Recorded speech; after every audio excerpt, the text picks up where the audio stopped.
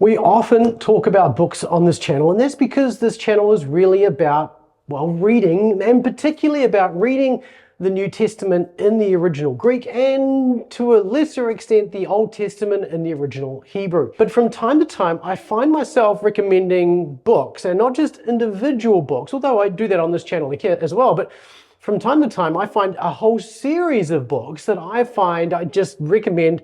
Anything in this series tends to be well worth having.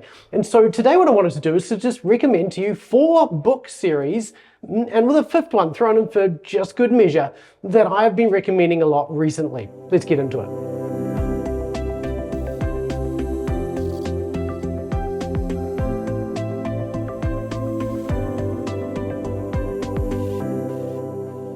Hi, I'm Darryl Burling from Biblical Mastery Academy, and I'm here to help you with the tools, habits, and systems to master the Greek of the New Testament. And 2 of the series of books that we'll be talking about today are directly related to working with the Greek New Testament. And for some of you who are long-time listeners, these will not be surprises because I've talked about these before and recommend them reasonably often inside our membership. But the other 2 are series, well, 3 perhaps, are series that I haven't really talked about anywhere near as much, and probably not on this channel, though I may have recommended individual resources, at least from one of them, from time to time. Now, because these are whole series of books, I don't necessarily recommend that you go out and buy the whole series just because I said so.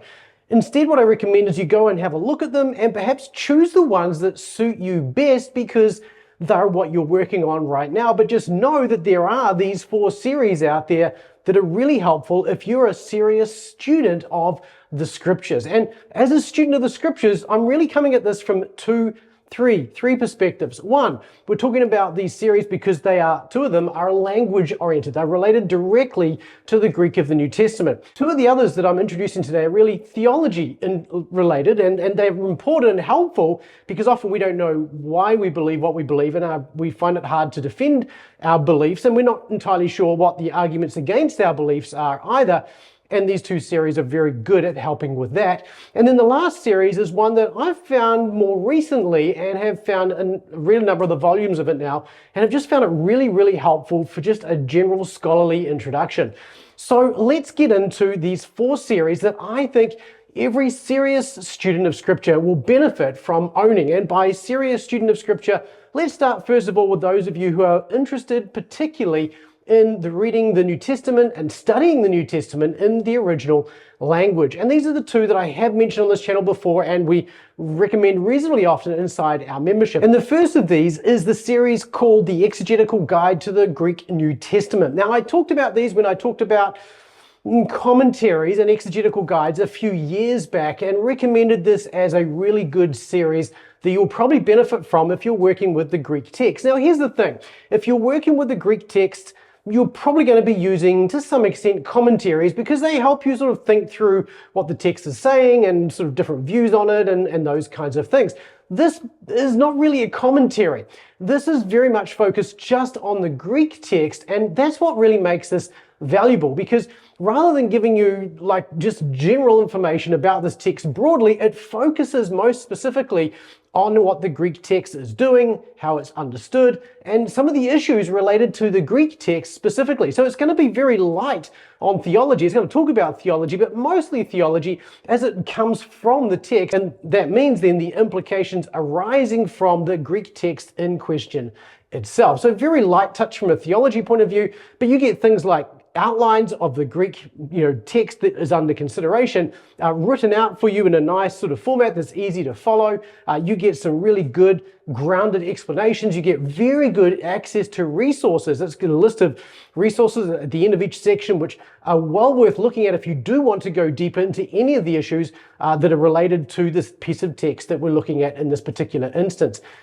The benefit of these really is that they are kind of like commentaries, but they're abbreviated and they help you really work with the Greek text. If you're working with the Greek text and you are, sort of anywhere from intermediate onwards, these are really helpful for giving you an overview of what the implications of the text that you see in the language rather than anything in English.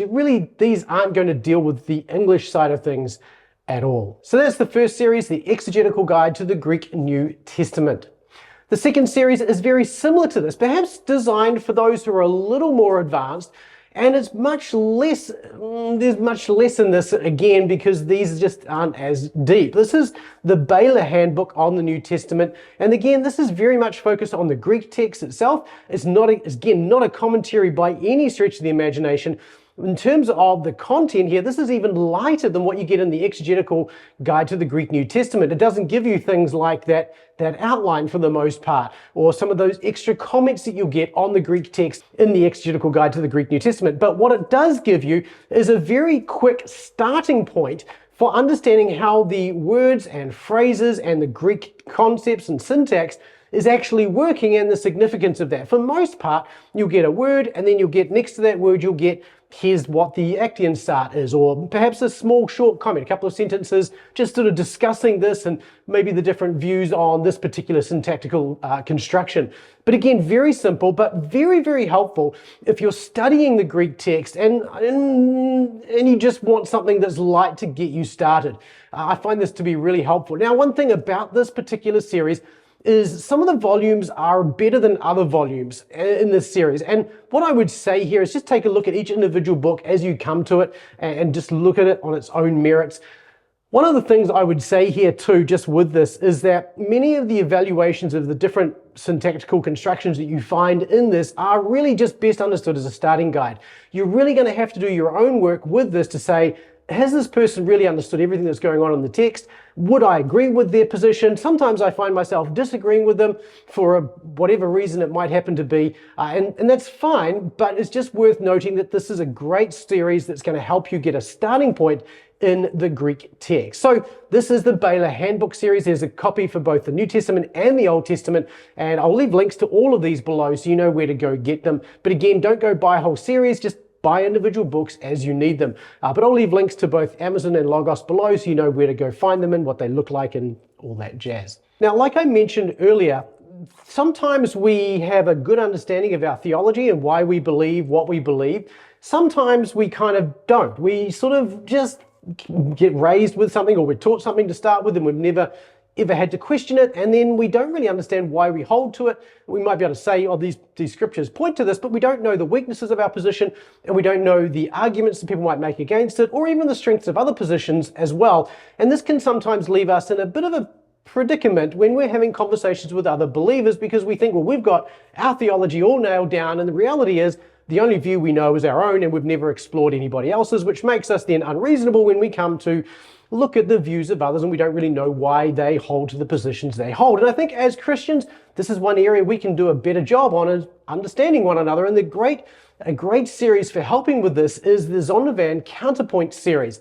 The Counterpoint series is a series of books. There are 50-something books in this series, to my knowledge, on a variety of subjects, and they're quite weighty subjects and quite heavy-ish books. They're certainly a little bit longer than what you'd get on, say, the Baylor Handbook series or whatever.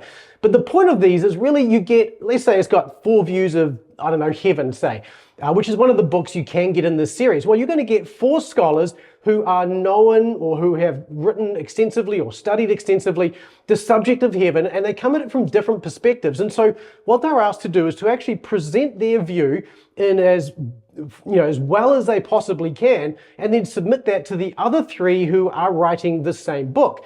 Then what they do is they actually respond to each other's views. And so someone writes position A, and then you get, as another author, to respond to position A and argue against it or what you agree with in it. And sometimes there is agreement and disagreement, and that's quite normal. And you get to see how different scholars respond to one another and how they would argue for and against both their position and competing positions as well. And so if there are 4 views on something, each of those scholars is going to write their view, and then they're going to respond to the other 3 views as well, so they can you can see where they view and they agree and disagree. Now you get all 4 of those scholars doing all of that, and you get all of these really good, sort of like it's like taking a debate and putting it into a book form, except without all the rebuttals and messing around over and over again. It's just, here's my case, here's my rebuttal. That's the way it goes. And so it's a very succinct way of having this discussion. And so each author, when it's presented in the book, you've got one author's position, and then you've got 3 responses to that position. Another author's position, 3 responses to that position. And there are, like I said, lots of books in this series. So the subjects covered in this series are things like the historical Adam, Christian spirituality, the Apostle Paul, the millennium, the rapture, law and the gospel. So there's a whole pile of these that are very useful and topical for most people who are theologically minded. And so if you're a serious Christian and you really want to understand different views on theological positions, be it marriage and divorce or whatever, then this is a series that you should really check out. And again, don't necessarily go by the whole series, but certainly go by the ones that are interesting to you, and that will give you a great overview of the different positions that have been put forward on this particular subject and their strengths and their weaknesses. And this will give you a better understanding of how to address some of the differences that we do find as we interact with one another as Christians. Now, as a bonus here as well, I want to mention another series which isn't quite as long. It's shorter. It's only got 27 volumes in this series, to my knowledge. But this is the Spectrum Multiview series by IVP. So the Counterpoint series is by Zondervan. This is by IVP, a completely different publisher.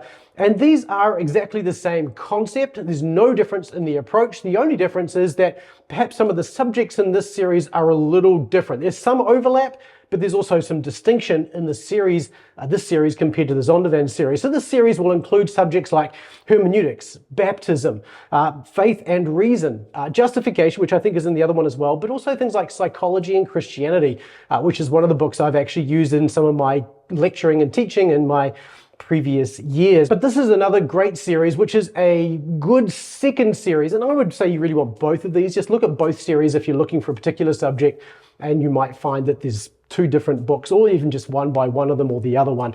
But certainly these, both of these are worth looking at if you're theologically minded and you want to have a serious grasp of any particular theological position that's been written on that is highly debated today, creation, evolution, whatever. There's loads of these books and they're well worth having a look at. Now that brings me then to my 4th series, and this series is a series that I've never talked about before, and I've really just come across it recently as I've been doing some research around historical subjects. But this is a series with over 500 books in it, and they're all very short books, and that's one of the things that I think makes this a really great series.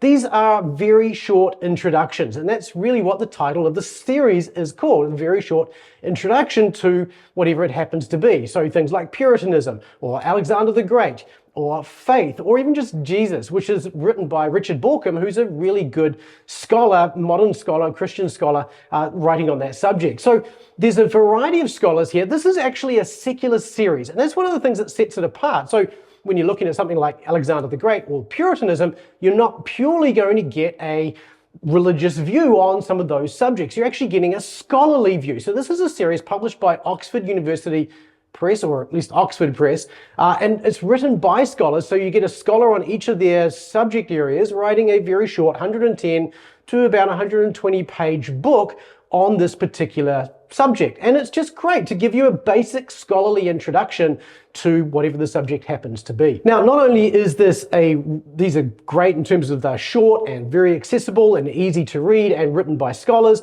and written for the average person to get a scholarly introduction to this thing, they're actually really reasonably priced as well. If you go to Oxford Press, the website for this particular series, you'll see that they're pretty much all about £9 thereabouts to buy the physical copy. And if you go to Amazon.com, and again, there's links below for all of this.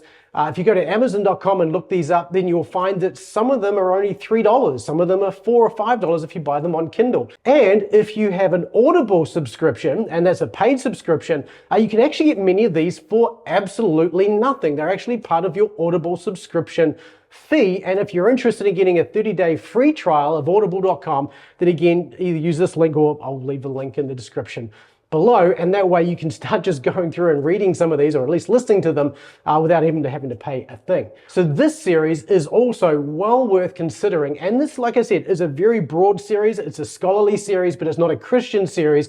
It's a secular series which includes subjects related to Christianity, be it Anselm or Aquinas or whatever it is. There's loads of different subjects. Like I said, there's over 500 books in this series. So it's well worth exploring it to see what's there, see what you're interested in, and picking one or two out and having a read. And if you do, let me know in the comments below which one of these you do go pick up, because I've been reading a few of these and I think they're great, and I'd love to hear the ones you've benefited from in the comment section below as well. Before I go, I just want to ask you, if you've found a series that you've found really helpful, just like this, then leave in the comment below. Leave a comment below. Let me know what series it is so I can go take a look at that as well, because I'm always looking for good series like these that are really helpful and accessible and useful to be able to recommend to others as well. Thanks so much for watching. If you got this far in the video, leave me a hamburger emoji in the comments below. I'd love to see that you got there. It's a great way just to know that you were watching.